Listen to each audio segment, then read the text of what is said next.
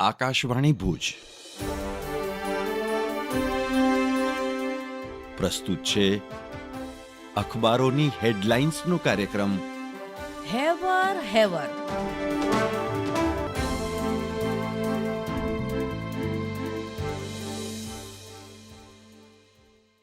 નમસ્કાર, હું મનોજ સોની.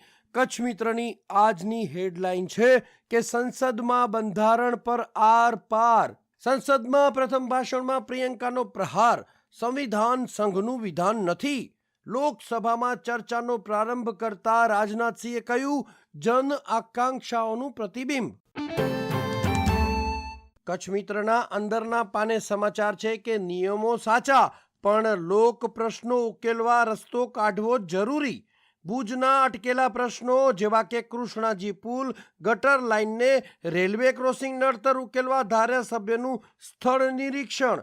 નાયબ કલેક્ટર, પ્રાંત અધિકારી, રેલવે મેનેજર, સુધરાઈના મુખ્ય અધિકારી, એન્જિનિયર સાથે ઉકેલની ચર્ચા. અન્ય એક સમાચારમાં સંસ્કાર સ્કૂલ દ્વારા કચ્છ મિત્રની સંગાથે સતત ત્રીજા વર્ષે બ્રિલિયન્સ ઓફ ભુજ સ્પર્ધાનું આયોજન.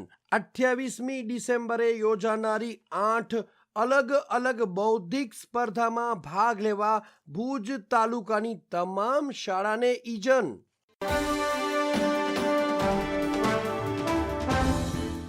હું અમી કારિયા.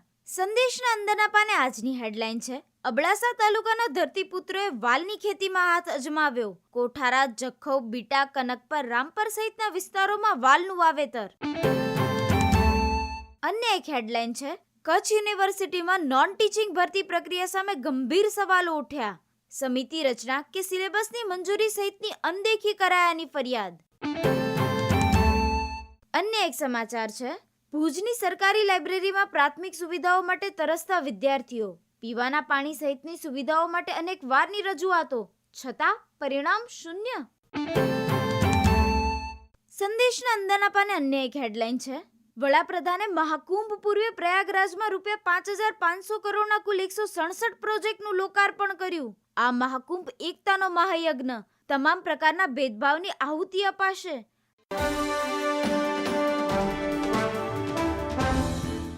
હું જયેશ રાવલ. દિવ્ય ભાસ્કરના પહેલા પાના પર પુષ્પા 2. 12.5 અલ્લુ અર્જુનની ધરપકડ. 14 દિવસની કસ્ટડી પછી 5 અને 52 જામીન. હૈદરાબાદમાં નાસભાગથી મહિલાના મૃત્યુ પછી ફરિયાદ નોંધાઈ હતી. ફિલ્મ જેટલી લાંબી છે, કાયદાનો શો પણ એટલો જ ચાલ્યો. હાઈકોર્ટે કહ્યું, આવા કેસ ન ચલાવી શકીએ. દિવ્ય ભાસ્કરના છેલ્લા પાના પર નલિયાના સમાચાર. નલિયામાં પારો સતત 1 અંકે રહેતા જનજીવન પ્રભાવિત. મારકનો ઠાર યથાવત. છેલ્લા 5 દિવસથી ન્યૂનતમ તાપમાન 10 ડિગ્રીથી નીચે. અબડાસાનું મુખ્ય મથક 8 ડિગ્રી સાથે રાજ્યમાં અવ્વલ ક્રમે ઠર્યું. ભુજમાં 12 ડિગ્રીએ ઠંડીમાં આંશિક રાહત. દિવ્ય ભાસ્કરના બિઝનેસ પેજ પર સમાચાર. સોના ચાંદીમાં મોટી ઉથલ પાથલ. સોનું 1200, ચાંદી 3500 ઘટી.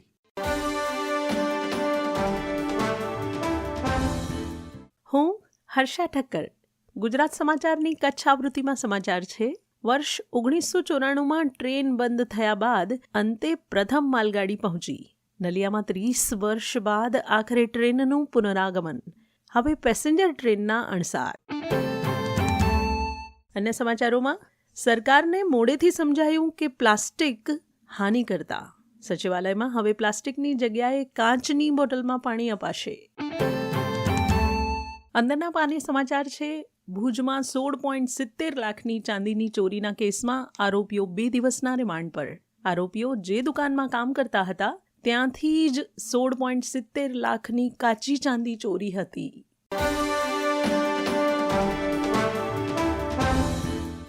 હું નીરજ મચ્છર. હેવર હેવરમાં આજે વાત કરીએ એવી ભારતીય ફિલ્મની જેણે કરી સૌથી વધુ કમાણી. ઇન્ટરનેટ મૂવી ડેટાબેઝ IMDb પર સમૃદ્ધ ડેવિડનો અહેવાલ. વર્લ્ડ વાઇડ કુલ 2024.6 કરોડની કમાણી કરનાર આમિર ખાનની ફિલ્મ દંગલ પ્રથમ નંબરે.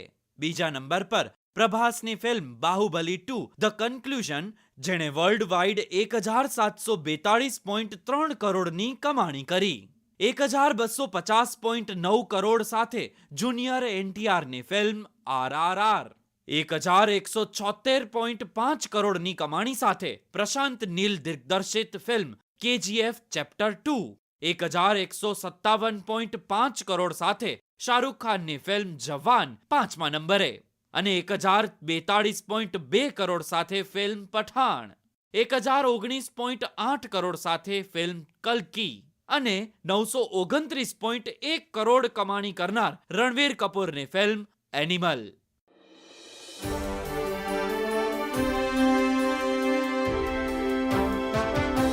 અખબારોની હેડલાઇન્સનો કાર્યક્રમ હેવર હેવર